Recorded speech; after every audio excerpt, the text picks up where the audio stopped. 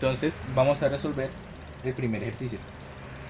La primera premisa nos dice lo siguiente: si no llueve o no nieva, entonces se realizará la competición de barcos y se hará una demostración de los salvavidas. Empezamos escribiendo nuestras proposiciones, para la cual tenemos primero P. Sería si no llueve, y la proposición atómica de eso sería llueve. O si no nieva, para lo cual vamos a denotar Q como nieva. La siguiente sería R, que dice entonces se realizará la competición de barcos, para la cual solamente hace falta escribir barcos. Ya con eso identificamos que se refiere a entonces se realizará la competición de barcos. Y se hará una demostración de los salvavidas. Para ella vamos a denotar una S, que sería salvavidas. Ya sabemos que eso significa la demostración de los salvavidas. Entonces vamos a escribir nuestra primera premisa, que dice lo siguiente: si no llueve, es decir, no P, o si no nieva, no Q, entonces tenemos un si, esto, entonces, es decir que todo esto se trata de un solo antecedente. Entonces se realizará la competición de barcos, R, y se hará una demostración de los salvavidas, y S. Todo esto vendría siendo el consecuente. Nuestra segunda premisa nos dice lo siguiente: si se hace la competición de barcos, es decir, si R, entonces se entregará un trofeo. No tenemos trofeo dentro de nuestras proposiciones, así que la añadimos. T, trofeo. Se entregará un trofeo. Ya con solo escribir trofeo identificamos que se trata de eso. La segunda premisa: si se hace la competición de barcos y R, entonces T. Nuestra tercera premisa nos dice lo siguiente: no se entregó el trofeo, es decir, no T. Nuestra cuarta premisa nos dice lo siguiente: no llovió, es decir, no P. Y nuestra quinta y última premisa nos dice lo siguiente: terminó el verano. No tenemos nada que dentro de nuestras proposiciones, así que la añadimos como U. Lo vamos a escribir como verano. Ya sabemos que esto significa terminó el verano, U. Entonces la premisa dice lo siguiente: terminó el verano si y solo si, entonces escribimos la condición, el bicondicional, no nevó o se realiza la competición de barcos, es decir, no Q, o se realiza la competición de barcos, que es R. Todo esto es el consecuente del bicondicional. Nos piden que con estas premisas lleguemos a la conclusión de que se realizó la demostración de los salvavidas, es decir, tenemos que llegar a S.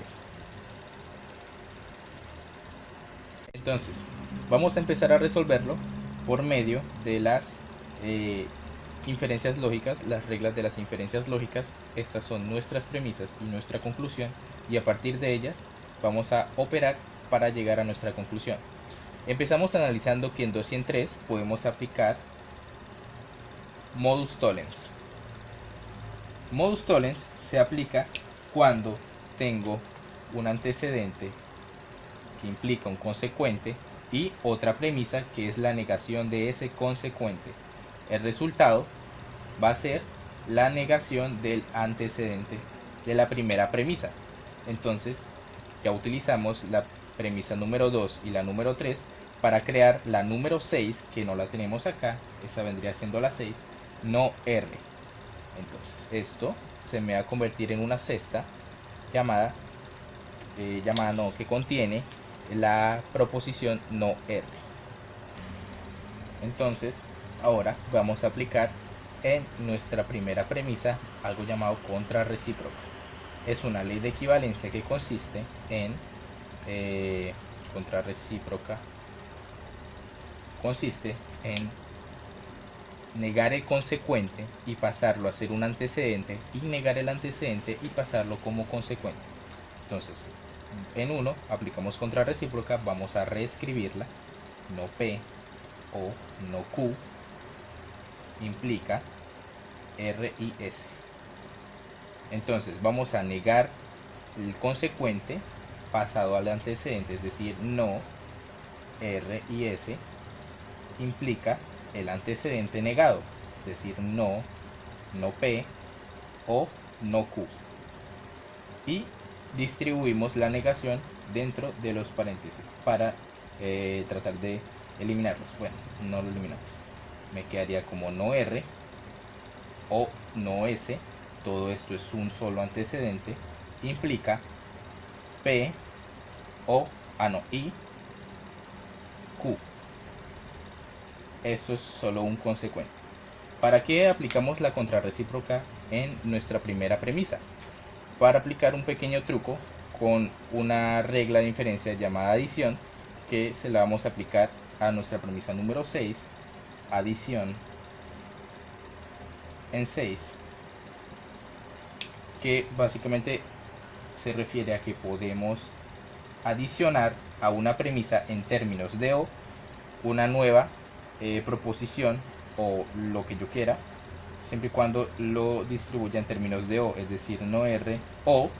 ¿Y por qué hago esto? Voy a igualar a la antecedente de la premisa número 1 para después aplicar modus ponens, es decir, le voy a añadir un no S, lo voy a adicionar.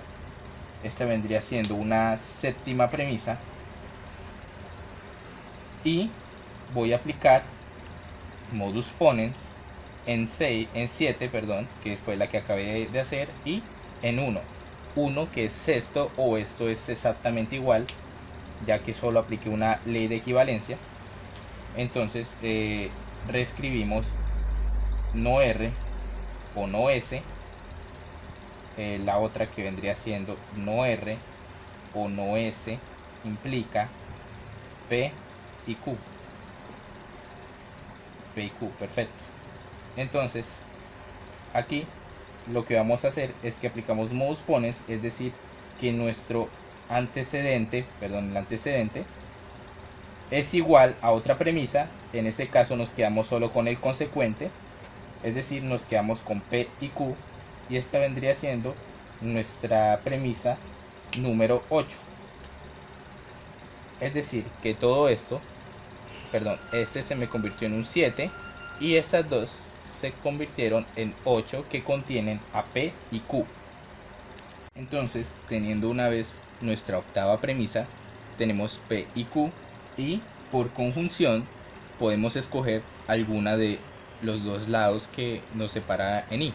Entonces puedo escoger tanto P como puedo escoger Q, es decir que aquí esto se me va a dividir en 8.1 y en 8.2, siendo P 8.1 y Q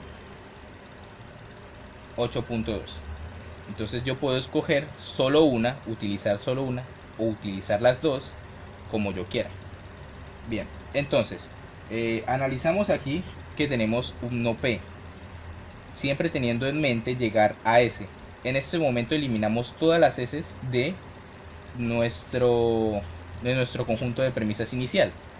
Entonces vamos a añadírselo a nuestro 8.1 con una adición. Vamos a adicionar en 8.1. ¿Para qué le adicionamos? ¿Para qué le adicionamos esto? Algo. Lo hago para que nos quede en términos de S, ¿sí? O sea, P o S. Es una adición que yo le asigno para después aplicar el silogismo hipotético y poder eliminar esta que va a ser una novena premisa con la cuarta. En pocas palabras nos va a quedar de la siguiente manera. Vamos a aplicar el silogismo hipotético en 9 y en 4. Entonces nos va a quedar de la siguiente manera: P o S, que es nuestra novena, y 4 que vendría siendo no P, aplicando el silogismo hipotético, que si tengo la negación de alguna de las dos premisas en términos de O, me quedo con la otra premisa que quedó aparte, es decir, me quedaría aquí con S. Y entonces nos damos cuenta que aquí ya llegamos a la conclusión. Esta vendría siendo la número 10. Entonces tenemos que ya utilizamos todas nuestras premisas, excepción de la quinta, para llegar a la una décima que ya comparte con la conclusión. Como no necesitamos esta quinta, nunca la necesitamos para llegar a la conclusión, entonces lo que vamos a hacer es deshacernos de ella con un pequeño truco que se trata de la conjunción y la simplificación. ¿De qué trata? De que si yo tengo dos premisas, ¿sí? Vamos a aplicar conjunción en 10 y en 5, entonces yo las puedo unir. También se puede decir unión, conjunción, de cualquier manera. Entonces voy a denotar esto como teta para no tener que escribirla toda, y esto como alfa, ¿sí? Solo para ahorrarme el escribirla toda. Entonces tengo teta y alfa y las voy a unir en términos de i. Entonces me quedaría como teta y alfa. Esta vendría siendo una 11ª premisa. Entonces ahora voy a aplicar el otro truco de la simplificación para escoger solamente una de estas dos. La simplificación en 11 la utilizo para, cuando tengo en términos de i, escoger solamente una de las dos premisas. En este caso vemos que tenemos para escoger entre s y u, si solo si no q o r, pero solamente necesitamos la s porque es nuestra conclusión.